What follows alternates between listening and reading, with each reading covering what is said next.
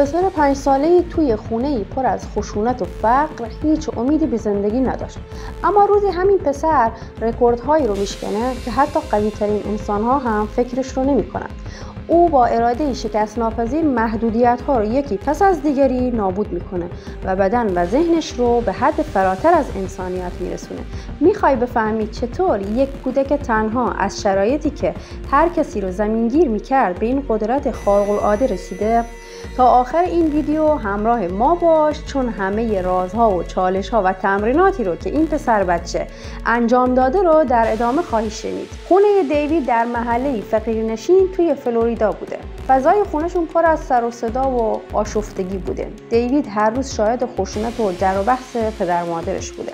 مادرش همیشه مشغول کارهای خونه و خانه‌داری بوده و پدرش هم که اغلب با صدای بلند و خشونت‌آمیز با خانواده‌اش رفتار می‌کرد. دیوید دقیقاً در چنین فضایی رشد کرد و از همون کودکی توی ذهن خودش تصمیم گرفت که روزی قوی و شکست‌ناپذیر بشه. دیوید توی مدرسه همیشه تنها و طرد شده بوده و بقیه دانش آموزا همیشه اونو مسخره می‌کردن. معلم‌ها اغلب نمیتونستن یا نمیخواستن که دخالت کنن، بنابراین دیوید باید خودش راهی برای مقابله پیدا میکرد. اون کم کم یاد گرفت به جای غر زدن یا ناراحت شدن باید بر ضعف‌ها و ترس‌هاش غلبه کنه. هر روز که با تمسخر و بی‌توجهی دیگران مواجه میشد مصمم‌تر میشد تا بهتر بشه. این محیط سخت باعث شد اون از همون بچگی پایه ذهنیت استقامت و تلاش خودش رو بسازه. دیوید همیشه توی حیاط خونه شروع به تمرین و ورزش میکرد و هر بار که میافتاد به جای تسلیم شدن دوباره بلند میشد و ادامه میداد.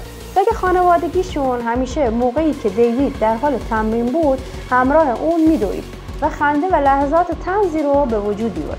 دیوید کم کم متوجه شد که توانایی‌های جسمی و روحی اون با تمرین‌های مداوم بیشتر میشه. اون شروع کرد به یادداشت کردن هدف‌های روزانه‌اش و تمرینات خودش رو توی یه دفترچه کوچیک یادداشت برداری می‌کرد.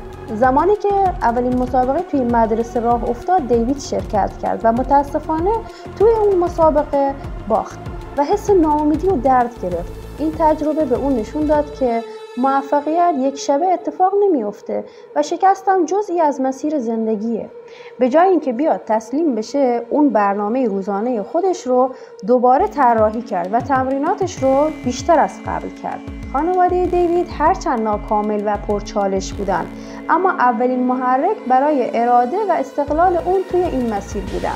خشونت پدر دیوید باعث شد که اون قوی و مستقل بشه و حضور مادر دیوید اون رو به ادامه مسیر الهام میداد. سختی‌های زندگی خانوادگی به اون آموخت که مسئولیت زندگی خودش رو تنها باید به دوش بکشه. دیوید هر روز صبح و عصر تمرینات بدنی انجام میداد و تمرکز ویژه‌ای روی استقامت ذهنی داشت. اون تمرینات ساده مثل وزنه برداری با اشیای خونه و دویدن توی پارک رو به یک عادت تبدیل کرده بود. اون یه دفترچه داشت که تمام اهداف کوتاه مدت و بلند مدتش رو میمد اونجا یادداشت میکرد. این مرحله باعث شد که پایه‌های ذهنی و جسمی اون برای چالش‌های بزرگ آینده شکل بگیره. دیوید در مسیر ورزش و تمرینات خودش یک دوست پیدا کرد که همون دوست باعث ایجاد انگیزه و همراه واقعی اون شد.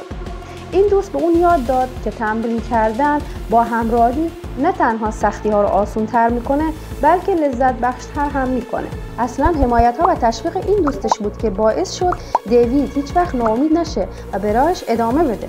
دیوید در اوایل سن 20 سالگی تصمیم گرفت وارد نیروی دریایی آمریکا بشه تا زندگیش رو یک مقدار تغییر بده.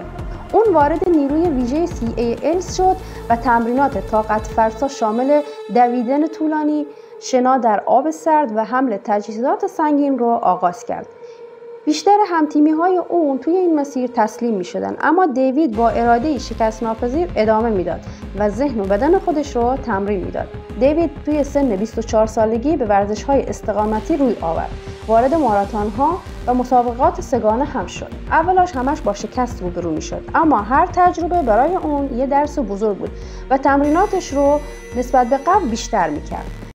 بدن و ذهن اون کمک کرد. این دقت و هوشمندی در برنامه‌ریزی کلید موفقیت‌های دیوید بود. کتاب نمی‌توانی به من آسیب بزنی نوشته دیوید گاگینز داستان زندگی او از کودکی سخت تا تبدیل شدن به ورزشکار استقامتی و چهره الهام بخششه. اون توی این کتاب در مورد فلسفه 40% میاد توضیح میده که بر اساس اون انسان‌ها تنها از 40% توان واقعی خودشون استفاده میکنن.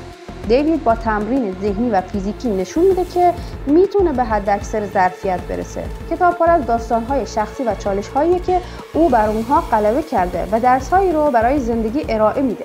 مربیان SAS دیوید رو به چالش کشیدن و سختی‌ها و استانداردهای بالای نظامی رو به اون نشون دادن. هم‌تیمی‌هاش گاهی انگیزه میدادن و گاهی هم سد مسیرش میشدن و اون یاد بگیره از هر محدودیت چطور عبور کنه. دیدن مقاومت و اراده هم‌تیمی‌ها باعث شد اون اراده خودش رو محک بزنه و تسلیم نشه. مربیان اون رو وادار می‌کردن که مرزهای فیزیکی و ذهنی خودش رو بشناسه و فراتر از اون تلاش کنه. اون از ورزشکاران استقامتی و قهرمانای دیگه هم الهام می‌گرفت تا درد و شکست رو قابل غلبه بدونه و توان واقعی خودش رو بیشتر کنه. اگر دیوید تونسته از بچگی از سختی‌ها و شکست‌ها درس بگیره و همه اون محدودیت‌ها رو پشت سر بذاره و رکوردهای غیر ممکن رو به دست بیاره، پس تو هم میتونی. حالا من از تو سوال میکنم، تو در شرایط سخت خودت چه محدودیت‌هایی رو میتونی بشکنی؟ تا کجا حاضری بری تا نسخه واقعی و قدرتمند خودت رو کشف کنی؟